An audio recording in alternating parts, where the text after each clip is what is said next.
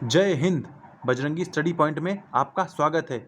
इस वीडियो में हम लोग भारतीय संविधान की मुख्य विशेषताओं के बारे में चर्चा करेंगे, यानी इंडियन कॉन्स्टिट्यूशन की क्या मेन कैरेक्टरिस्टिक्स हैं, उन्हें हम लोग इस वीडियो में जानेंगे। और ये वीडियो आपको संविधान के बारे में एक अच्छा खासा ओवरव्यू देगा और आपको पता चलेगा कि हमारा संविधान क्या है और उसमें क्या क्या प्रोविजंस दिए गए हैं। वीडियो को कम्प्लीटली देखिएगा ताकि एक एक करके ये सारे आपको पॉइंट्स पता चल जाएं कि इन सब का क्या क्या मीनिंग होता है। तो चलिए स्टार्ट करते हैं। सबसे पहले जानते हैं कि कॉन्स्टिट्यूशन क्या होता है। तो कॉन्स्टिट्यूशन यानी संविधान वह डॉक्यूमेंट होता है जिससे कोई भी देश कैसे शासन करेगा, वहाँ सरकार कैसे बनेगी, चुनाव कैसे होंगे, जुडिशरी कैसे काम करेगी, लेजिस्लेचर कैसे काम करेगा, एग्जीक्यूटिव कैसे काम करेंगे और वहाँ का लॉ कैसा होगा, ये सब कुछ संविधान में दिया होता है। तो हम लोग इंडियन कॉन्स्टिट्यूशन की कैरेक्टरिस्टिक्स यानी फीचर्स को स्टार्ट करते हैं। सबसे पहला फीचर है लार्जेस्ट रिटन कॉन्स्टिट्यूशन, यानी सबसे बड़ा लिखित संविधान। अब इसका क्या मतलब हुआ? तो संविधान के दो टाइप होते हैं, एक तो लिखित होता है, एक अलिखित, यानी एक रिटन और एक दूसरा अनरिटन। तो रिटन वो होता है जिसमें सब कुछ प्रॉपर लिखा हुआ हो, एक बुक की तरह उसमें सारे प्रोविजंस दिए गए हों। और अलिखित अनरिटन वह होता है जो कि बस कहीं कुछ पेपर में लिखा है, कहीं एक पेपर में कुछ लिखा है, यानी वहाँ पर एक बुक के फॉर्मेट में नहीं होता है, वो होता है अनरिटन कॉन्स्टिट्यूशन। और रिटन की एक बुक के फॉर्मेट होगा, उसे रिटन बोला जाता है। तो रिटन कॉन्स्टिट्यूशन हमारा है यानी इंडिया का, और अनरिटन कॉन्स्टिट्यूशन है यूके यानी यूनाइटेड किंगडम का। और सबसे बड़ा इसलिए है क्योंकि इसमें 395 आर्टिकल हैं और 22 पार्ट हैं और 12 शेड्यूल हैं। हालांकि जब संविधान बना था तब उसमें 395 आर्टिकल थे, 8 शेड्यूल थे और 22 पार्ट थे, लेकिन अब 395 आर्टिकल हैं, 25 पार्ट यानी भाग हैं और 12 शेड्यूल यानी अनुसूचियां हैं। तो इसीलिए भारतीय संविधान सबसे बड़ा लिखित संविधान है। तो पहला पॉइंट ये हो गया। अब दूसरा पॉइंट है टेकन फ्रॉम वेरियस सोर्सेज, यानी हमारा संविधान बहुत सारे सोर्स से मिलके बना हुआ है। हमारे संविधान निर्माताओं ने दुनिया के लगभग 60 देशों के संविधान को पढ़ा और उसमें से जो जो अच्छा लगा उसे हमारे संविधान में इंक्लूड कर दिया। जैसे फंडामेंटल राइट्स अमेरिका से लिए गए हैं, डीपीएसपी आयरलैंड के कॉन्स्टिट्यूशन से लिया गया है, parliamentary form of government Britain के कॉन्स्टिट्यूशन से लिया गया है, और सबसे ज़्यादा इसमें गवर्नमेंट ऑफ इंडिया एक्ट 1935 के प्रोविजंस हैं। यानी 1935 में एक गवर्नमेंट ऑफ इंडिया एक्ट आया था, उसमें कुछ प्रावधान थे, तो उसके लगभग सभी प्रावधान हमारे इस इंडियन कॉन्स्टिट्यूशन में ले लिए गए। और ब्रिटेन से हमने क्यों लिया? क्योंकि देखिए उस टाइम ब्रिटिश शासन चल रहा था, 1947 की आसपास की बात है, 46-47 के आसपास की बात है कि उस समय ब्रिटेन वाले हम लोगों पर कब्जा किए हुए थे, तो जो वो फॉलो कर रहे थे उसी को हमने अडॉप्ट कर लिया। इसीलिए इसमें मैक्सिमम चीज़ें America, UK, Canada, Japan, Germany, South Africa, Ireland, Australia, इन सब से हमने जो इम्पोर्टेंट प्रोविजंस थे वो अपने कॉन्स्टिट्यूशन में उतार लिया। भाई वैसे भी अच्छी चीज़ें उतारना कोई गलत बात नहीं है, तो हमें जहाँ से जो अच्छा लगा वो हमने अपने कॉन्स्टिट्यूशन में लिख लिया। फिर तीसरा आता है blend of rigid and flexible. इसका क्या मतलब है? इसका मतलब है कठोरता और लचीलेपन का मिश्रण, यानी हमारा कॉन्स्टिट्यूशन कठोर भी है और लचीला भी है, यानी रिजिड भी है और फ्लेक्सिबल भी है। अब ये कैसे? जैसे हमें अपने कॉन्स्टिट्यूशन में अगर कोई अमेंडमेंट करना होता है यानी संशोधन करना होता है, तो हम लोग उसे सिंपल मेजोरिटी से भी पास कर देते हैं। यानी जैसे पार्लियामेंट में 100 मेंबर आए हैं, 100 लोग आए हैं, तो उनमें से जितने लोगों ने वोटिंग करी उसका भी आधा, यानी अगर 60 लोगों ने वोटिंग करी तो उसका आधा, यानी 30, और 30 से एक ज़्यादा 31 लोग वोट दे देंगे तो वो कॉन्स्टिट्यूशन अमेंड हो जाएगा। तो इसको बोलते हैं रिजिड कॉन्स्टिट्यूशन। और फ्लेक्सिबल में ये होता है स्पेशल मेजोरिटी से, यानी टोटल जो स्ट्रेंथ है 545, उसका 2/3 लोग समर्थन कर दें तो वो तब कॉन्स्टिट्यूशन अमेंड माना जाएगा। तो इसीलिए इसको रिजिड और फ्लेक्सिबल का मिक्सचर बोलते हैं, यानी बदलाव करना, संशोधन करना आसान भी है और बहुत कठिन भी है। जैसे इंग्लैंड का कॉन्स्टिट्यूशन बहुत ही फ्लेक्सिबल है और अमेरिका का कॉन्स्टिट्यूशन बहुत ही रिजिड है। यानी अमेरिका में अब तक लगभग 15 से 20 ही कॉन्स्टिट्यूशनल अमेंडमेंट हो पाए हैं। अमेरिका का कॉन्स्टिट्यूशन इतना रिजिड है और यूके का बहुत ही ज़्यादा फ्लेक्सिबल है, तो हमने इन्हीं दोनों के मिक्सचर को ले लिया। फिर चौथा है फेडरल फीचर्स विद यूनिटरी बायस। अब इसका क्या मतलब है?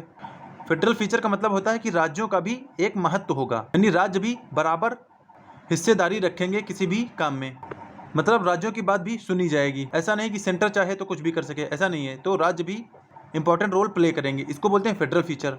और यूनिटरी बायस का मतलब क्या होता है? कि सेंटर हावी होगा, यानी अगर कोई राज्य चाहे कि मैं इंडिया से अलग होकर एक खुद का देश बना लूँ तो ऐसा नहीं हो सकता। और फेडरल फीचर इसलिए कि डिवीज़न ऑफ पावर है, और कॉन्स्टिट्यूशन की सुप्रीमेसी है और जुडिशरी की सुप्रीमेसी है, यानी सिर्फ केंद्र के कहने से ही कुछ नहीं होगा, इसमें राज्यों का भी योगदान होगा। तो ये है फेडरल फीचर। और यूनिटरी बायस का मतलब कि यूनियन पावरफुल होगा, बस इतना है कि कोई राज्य चाहे तो अपने मनमानी नहीं कर सकता है, यानी उसको केंद्र की बात माननी पड़ेगी। इसीलिए इसे भारतीय संविधान का बहुत ही इंपॉर्टेंट फीचर माना जाता है।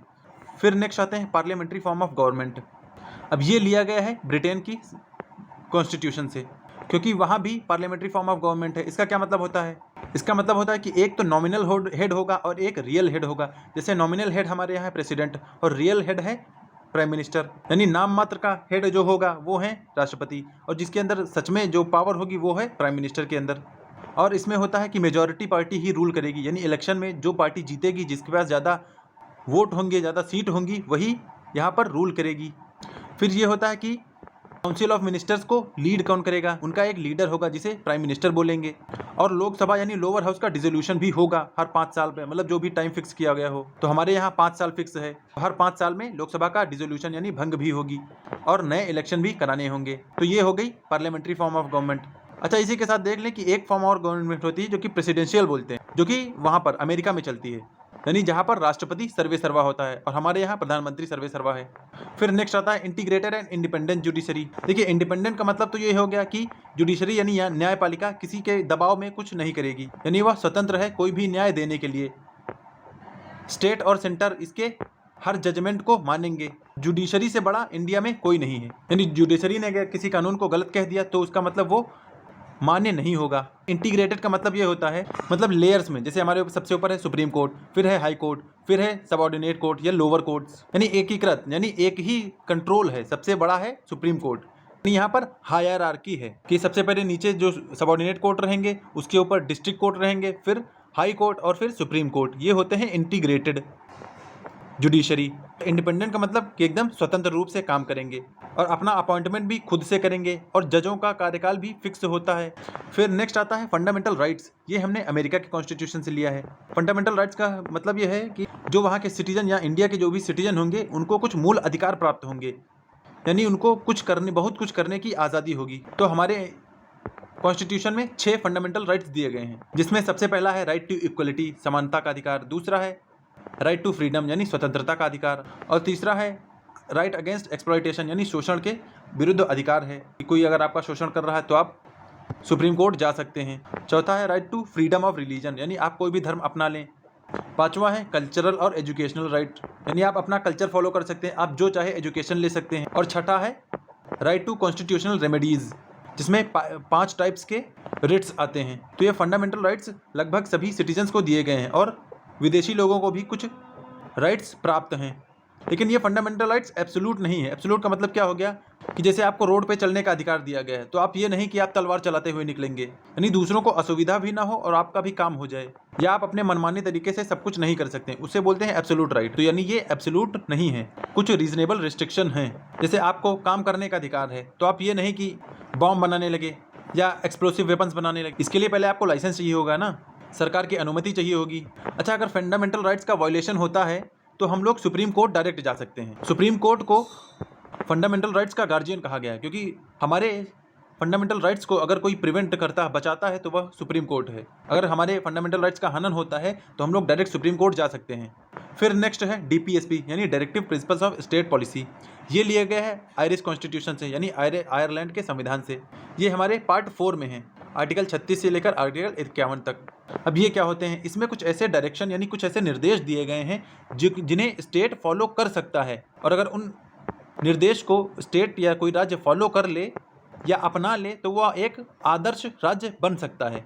ये स्टेट के ऊपर बाइंडिंग नहीं है, जब स्टेट के पास उनका खर्चा होगा तब वो ऐसा कर सकते हैं। जैसे पंचायत का इसमें आर्टिकल 40 में प्रोविज़न है, तो अगर किसी स्टेट के पास इतना पैसा है, वो सक्षम है कि पंचायत को गठन कर सके, तो वह गठित कर सकता है। जैसे इस टाइम यूनिफॉर्म सिविल कोड का मुद्दा चल रहा है, तो वो आर्टिकल 44 में मेंशन है कि राज्य चाहे तो वो यूनिफॉर्म सिविल कोड यानी समान नागरिक संहिता लागू कर सकता है, जिससे उस राज्य में एक ही कानून लागू हो।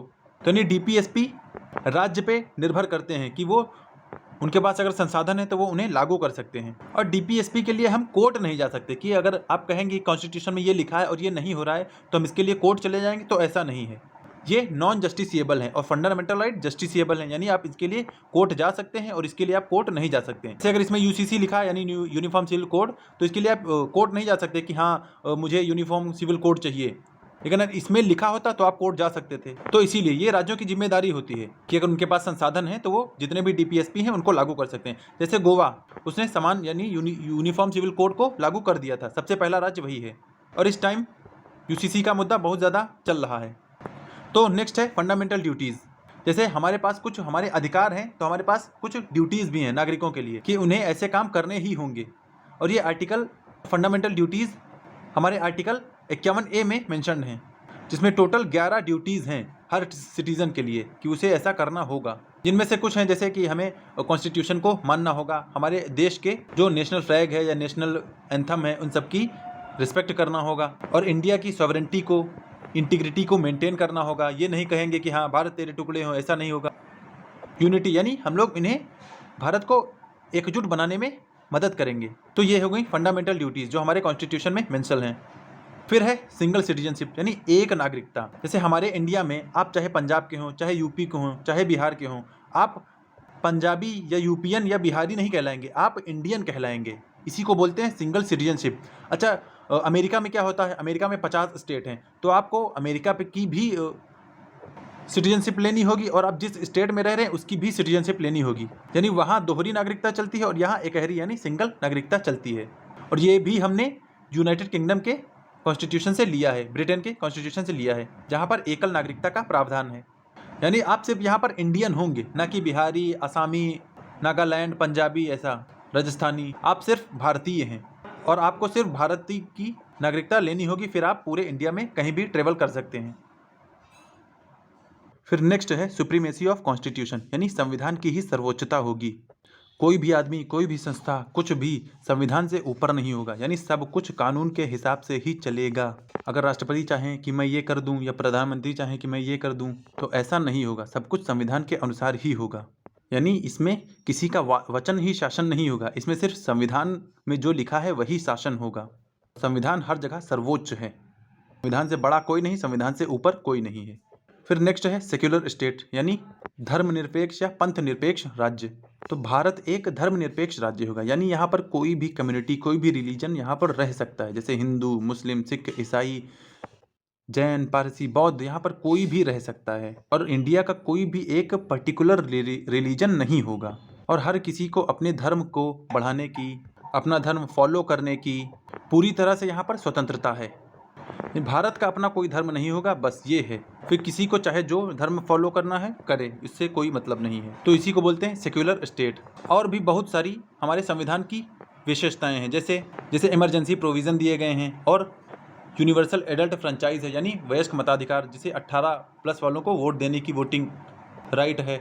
हमारे कॉन्स्टिट्यूशन में डेमोक्रेटिक रिपब्लिक की बात करी गई है, और सोशलिस्ट स्टेट की बात की गई है, सॉवरेन स्टेट की बात की गई है। जो बहुत इंपॉर्टेंट थी वो मैंने आपको यहाँ पर सारी बता दी हैं। हमारा संविधान बहुत ज़्यादा जटिलताओं से बना हुआ है, क्योंकि हमारा देश भी बहुत ज़्यादा विविधता से भरा हुआ है, तो हमें सबका ख्याल रखना होगा।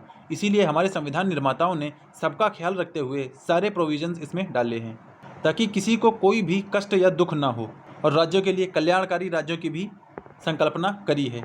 तो इस तरह ये वीडियो यहीं ख़त्म होता है, क्योंकि हमारे संविधान की लगभग जो मेन इंपॉर्टेंट विशेषताएं थी वो मैंने आपको सारी बता दी हैं, और मुझे लगता है कि आपको सब समझ आया होगा। आपको अगर कोई कन्फ्यूज़न हो तो आप कमेंट बॉक्स में पूछ सकते हैं, और अगर वीडियो अच्छा लगे तो मेहनत को लाइक कर सकते हैं, और चैनल पर नए हो तो सब्सक्राइब कर सकते हैं, ताकि ऐसी ही इन्फॉर्मेटिव और अच्छी वीडियोज़ की नोटिफिकेशन आपको मिलती रहें। कोई डाउट हो तो आप मुझे पूछ सकते हैं। फिर अगले वीडियो में हम लोग प्रीएम्बल के कुछ इंपॉर्टेंट टर्म्स के बारे में बात करेंगे।